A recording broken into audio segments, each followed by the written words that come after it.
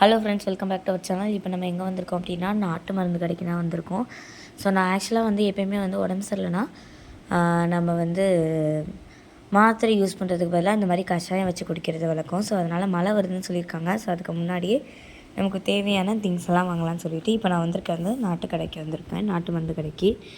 இவங்கள்ட்ட பார்த்திங்க அப்படின்னா முந்திரி, பாதாம், வால்நட்டு, அதுக்கப்புறம் அந்த திராட்சை, அத்திப்பழம் நிறையா இருக்குது. நான் முக்கியமாக வாங்க வந்தது வந்து பார்த்திங்கன்னா இந்த சுக்கு வாங்க வந்தேன். இந்த சுக்கு வாங்க வந்தேன். வாங்கிட்டு சரி வேறு என்ன இருக்குதுன்னு உள்ளே பார்த்தேன்.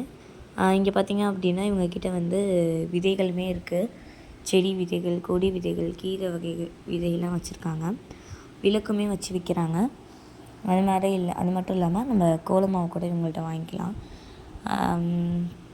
இன்னொன்று வந்து என்னென்னா மிக்ஸ் இருக்கும். இந்த மிக்ஸ்லாம் கொஞ்சம் நல்லாயிருக்கும். கஞ்சி மிக்ஸு, புட்டு mix, dosa mix, noodles, biscuit, நவதானிய கடலை மிட்டாய்கள்லாம் வச்சுருக்காங்க.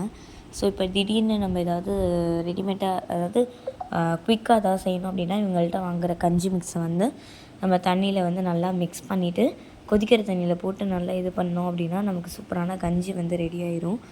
சூப்பராக கஞ்சி ரெடி ஆயிரும். இவங்கள்ட்ட வந்து அது மட்டும் இல்லாமல் இந்த அந்த சொல்லுவாங்க இல்லையா, செம்பருத்தி பூவில் வந்து டீ குடிக்கலாம், அந்த மாதிரிலாம் வச்சுருந்தாங்க. அப்புறம் வந்து சூப்போட மருத்துவ பயன்கள் வச்சுருந்தாங்க. ஸோ இதை உங்களுக்கு நான் வந்து ஸ்லோவில் காமிக்கிறேன், நீங்கள் படித்து பாருங்கள்.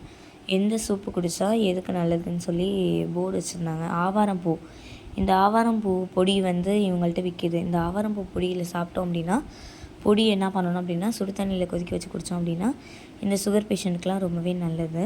அது மாதிரி வல்லாரை இலை, இந்த வல்லாரை வந்து மாத்திரையாக கூட இப்போல்லாம் இருக்குது. இதை நம்ம சாப்பிட்டோம் அப்படின்னா ஞாபக சக்தி அதிகரிக்கும். ஸோ வேறு என்ன வச்சுருக்காங்க அப்படின்னா சிறுதானியத்தில் வந்து பாரம்பரிய தின்பண்டங்கள் வச்சுருக்காங்க.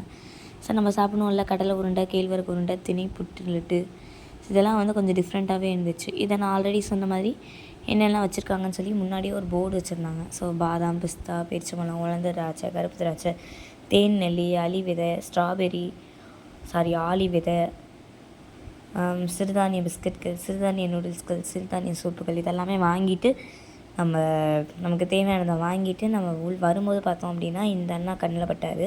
ஸோ இவர் என்ன வச்சுருந்தாருன்னா இந்த சோம்பப்பொடியும் தேங்காய் பருத்தியும் வச்சுருந்தார். அவர்கிட்ட 2 அட்டண்டன்ஸை போட்டுட்டு வந்துட்டான்.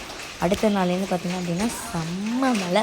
ஸோ இந்த மழை எப்படி இருந்துச்சு அப்படின்னா சுற்றி உங்களுக்கு வந்து ஃபுல்லாகவே வந்து பார்த்திங்கன்னா கண்ணுக்கிட்ட வெறும் தண்ணி மட்டும் தான் இருந்துச்சு. நாங்கள் சேஃபாக வீட்டுக்குள்ளேயே இருந்தோம் ஃப்ரெண்ட்ஸ். Okay friends, by.